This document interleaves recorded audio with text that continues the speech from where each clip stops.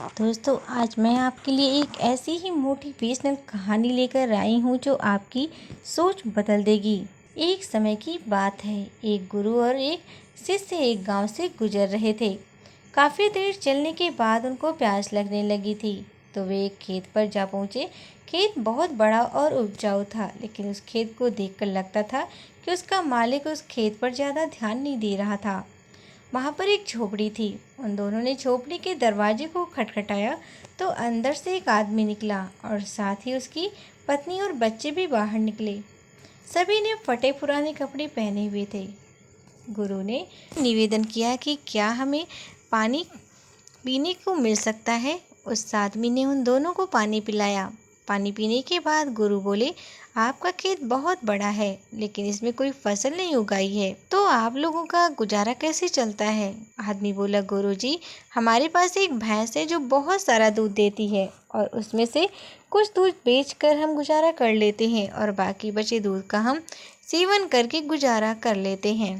शाम होने को आई थी और देर भी काफी हो गई थी, तो गुरु ने शिष्य से कहा कि आज की रात हम लोग यहीं पर बिताएंगे और सुबह जल्दी यहाँ से प्रस्थान करेंगे। गुरु ने उस परिवार से वहाँ रुकने के लिए अनुमति मांगी और वो दोनों वहीं पर रुक गए। आधी रात को गुरु ने शिष्य को जगाया और बोले, चलो हमें इसी वक्त यहाँ से आगे के लिए निकलना है और साथ ही इस परिवार की भैंस को साथ लेकर कहीं जंगल में छोड़ देते हैं। शिष्य को अपने गुरु की इस बात का आश्चर्य हुआ, क्योंकि जिस गुरु ने उसको सही मार्ग पर चलना सिखाया था, आज वो ही गुरु किसी के साथ बुरा करने को बोल रहे थे। लेकिन क्या करें, गुरु आखिर गुरु थे, इसीलिए वह गुरु की बातों से सहमत हो गए। बाद दोनों उस आदमी की भैंस को लेकर जंगल की ओर चल दिए और उस भैंस को काफी दूर जंगल में ऐसी जगह छोड़ दिया जहाँ से उस भैंस का वापस आना नामुमकिन था। इस घटना के बाद शिष्य का मन बेचैन सा रहने लगा और लगभग 10-11 वर्ष बाद जब वह बड़ा गुरु बन गया था,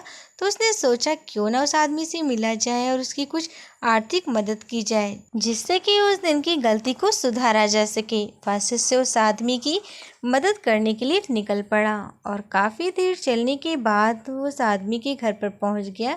लेकिन वहां पहुंचकर वह शिष्य आश्चर्यचकित हो गया। वहां उसने बहुत हरियाली देखी, जहां बड़े बड़े फलों के पेड़ लगे हुए थे और एक अच्छा सा बड़ा सा घर बना हुआ था। तो उस शिष्य ने सोचा, लगता है वह परिवार उस भैंस के चले जाने के बाद सब कुछ बेचकर चला गया है। शिष्य यह सोचकर जाने लगा, तभी उसने उस आदमी को देखा और बोला, शायद आप मुझे नहीं जानते हैं, लेकिन मैं आपके यहाँ पर कई सालों पहले मेरे गुरु के साथ आया था। उस आदमी ने मायूसी के साथ बोला, हाँ जी, कैसे भूल सकता हूँ उस दिन को। आप बिना बताए ही यहाँ से चले गए थे और उसी दिन हमारी भैंस भी ना जाने कहाँ चली गई और आज तक वापस नहीं आई। काफी दिनों तक हम इसी बात को लेकर परेशान रहने लगे और समझ में नहीं आ रहा था कि क्या करना चाहिए, लेकिन जीने के लिए कुछ न कुछ तो काम करना ही था।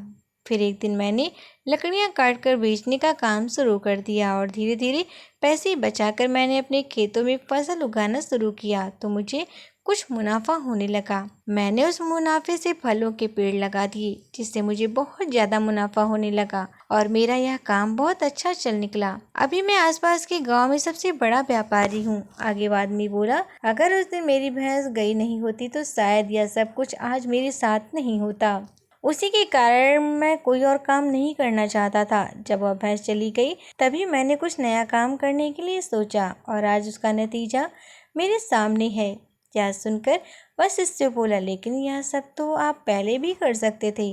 आदमी ने कहा, हाँ बिल्कुल कर सकता था, लेकिन उस समय मेरे काम बिना मेहनत किए ही चल रहा था और मुझे कभी लगा ही नहीं था कि मैं यह काम करने के लिए सक्षम भी हूँ। इसीलिए मैंने कभी कुछ अलग करने की कोशिश ही नहीं की। लेकिन जब मेरे पास कोई और चारा ही नहीं बचा, तो मुझे लगा कि मुझे कोई दूसरा काम शुरू करना चाहिए, जिससे कि मैं अपने और अपने परिवार का अच्छे से पालन पोषण कर सकूं। तब मैंने अपने मन में ठान लिया कि अब तो कुछ करना ही होगा। जो भी करूँगा पूरी मेहनत और ईमानदारी के साथ करूँगा। इसी तरह आज मैं सफलता के मुकाम पर हूँ। दोस्तों, कहीं आपकी ज़िंदगी में इस भैंस की तरह कोई रुकावट तो नहीं है जो आपको एक अच्छी ज़िंदगी जीने से रोक रही है। अगर आपको ऐसा लगता है तो आगे बढ़ने की हिम्मत करिए और कुछ अलग करके दुनिया को दिखाइए, क्योंकि हर किसी में कोई ना कोई हुनर जरूर छिपा होता है। बस ज़रूरत होती है तो अपने हुनर को बाहर निकालने की।